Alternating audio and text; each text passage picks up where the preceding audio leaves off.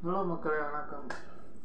இன்றைக்கி நம்ம கருப்பு நாள். நம்ம தமிழ்நாட்டுக்கு கடந்த 19 வருடங்களுக்கு முன்னாடி சுனாமி வந்தது. நம்ம சுனாமி எல்லாம் படத்தில் பார்த்துருப்போம். 2012 தசாவதாரம். அது போக இல்லாமல் 2004 டிசம்பர் 26 மார்னிங் 7:58 AM எங்கள் ஏரியாலாம் வரல. ஏன்னா எங்கள் கண்ணகி சேரில் ட்ரிப்ளிகேன் தான். நான் ட்ரிப்ளிகேனில் தான் இருக்கிறேன். எங்கள் ஏரியா கண்ணகி சேரில் இருக்கிறதுனால கூவம் ஏரியா இருந்தது எங்களால். ஸோ அதனால் கூவம் அந்த சுனாமி வர கடல் வந்து கூவம் ஏரியில் மிக்ஸ் ஆகி போயிடுச்சு.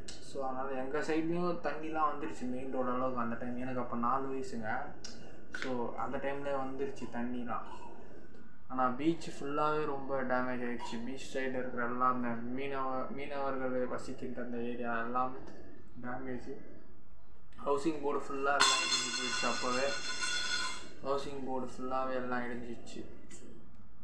அந்த நியூஸ் பார்க்கும்போது எனக்கே ஒரு சைடு எமோஷனல் ஆகிட்டா. எல்லோரும் அஞ்சலி செலுத்துகிறாங்க, எல்லோரும் அழுகுறாங்க. அவங்க உறவு இறந்துருச்சு. எங்கள் ரிலேட்டிவும் ஒருத்தர் இறந்துட்டார்.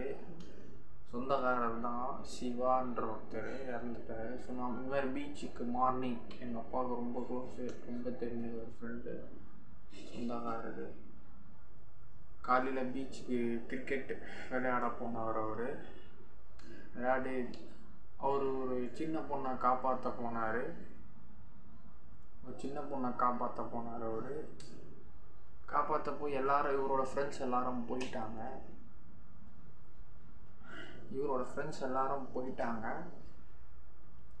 ஒரு சின்ன பொண்ணு சுனாமியில் மாட்டிருக்கு. ஸோ அவரை இவரும் நினச்சிருந்தா, தன்னோட சுயநலம் நினச்சிருந்தா இவர் மட்டும் தான் உயிரை காப்பாற்றிட்டு என்றைக்கோ அவர் தப்பிச்சு போயிருக்கலாம். அந்த பொண்ணை காப்பாற்றணும்னு சொல்லி இந்த பொண்ணை காப்பாற்ற போய் இவரும் இறந்துட்டார். சுனாமியில் இறந்துட்டார். அந்த பொண்ணும் இறந்துருச்சு. ஸோ ரெண்டுமே சடலமாக மீட்டப்பட்டது. எங்கன்னா நீலாங்கரை ஈசிஆரில் போயிட்டு ஒரு பாடி இருந்தது. நீலாங்கரை ஈசிஆரில் சொந்தக்காரர் தான். எங்களோட எதிர் வீட்டில் தான் அவங்க இருக்கிறாங்க. இன்றைக்கி தான் அவர் இறந்தார். நான் போய்ட்டு அவரை பார்க்கல, அப்புறமேட்டு தான் பார்ப்பேன். சுனாமிக்கும் எனக்கும் ஒரு ஸ்டோரி இருக்குது. இந்த ஸ்டோரி தான் இது. ரொம்ப தெரிஞ்சவர். நான் சின்ன வயசாகவும் கிரிக்கெட்லாம் விளையாடிருக்கேன் அவர் கூட.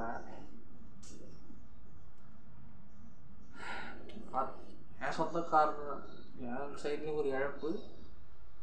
அது இல்லாமல்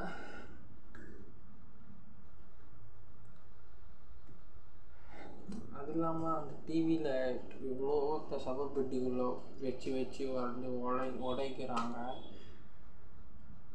பார்க்கும்போது கண்ணீர். ஏன் இந்த டிசாஸ்டர் இயற்கை சீற்றத்தெல்லாம் யாரும் அழிக்க முடியாது மக்கள். இயற்கை சீற்றத்தெல்லாம் யாராலும் அழிக்க முடியாது. அது வந்து அப்போது கிட்டத்தட்ட 2,78,000 சில்லற பேர் இறந்துருக்குறாங்க சுனாமியில். இந்தோனேஷியாவில் தான் ரொம்ப அடி வாங்கியிருக்கு பயங்கரமாக. 2வது ஸ்ரீலங்கா, அப்புறம் கவோச்சே ஷாசோன்னு தாய்லாண்டில் ஒரு சின்ன ஐலாண்டு, அதுக்கப்புறம் சுமத்ரா, இந்தோனேஷியாவில் மிகப்பெரிய ஒரு சிட்டி சுமத்ரா ஐலாண்ட். சுமத்ரா அங்கே அடி வாங்கிருக்கு. அப்புறம் கடைசியில் நம்ம தமிழ்நாடு நாகப்பட்டினம், புதுச்சேரி, தமிழ்நாட்டில் சென்னை, கடலோர மாவட்டங்கள் எல்லாம் அடி வாங்கி. நம்ம அந்த இன்னையோட 19 வருஷம் ஆயிடுச்சு.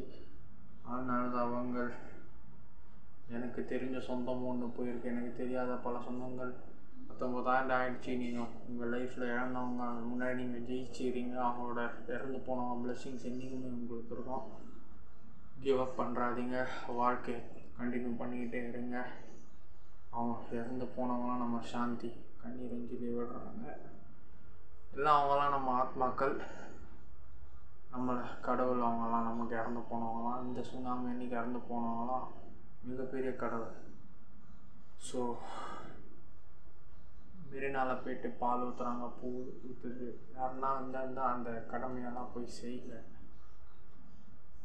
என் சேனல் மனசாட்சி மகேஷ் சாபாக கேட்டுக்கிறேன். செய்யாதவங்க கேர்லெஸ்ஸாக இருக்காதீங்க, போயிட்டு செய்யுங்க மக்களே.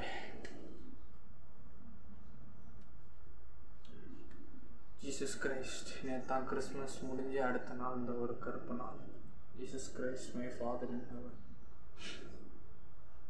அல்லாஹ் அல்மஹதுல்யா மாஷா அல்லாஹ். நமச்சிவாய நாதந்தாள் வாழ்க தென்னாட்டுடைய சிவனை போற்றி. பாய்.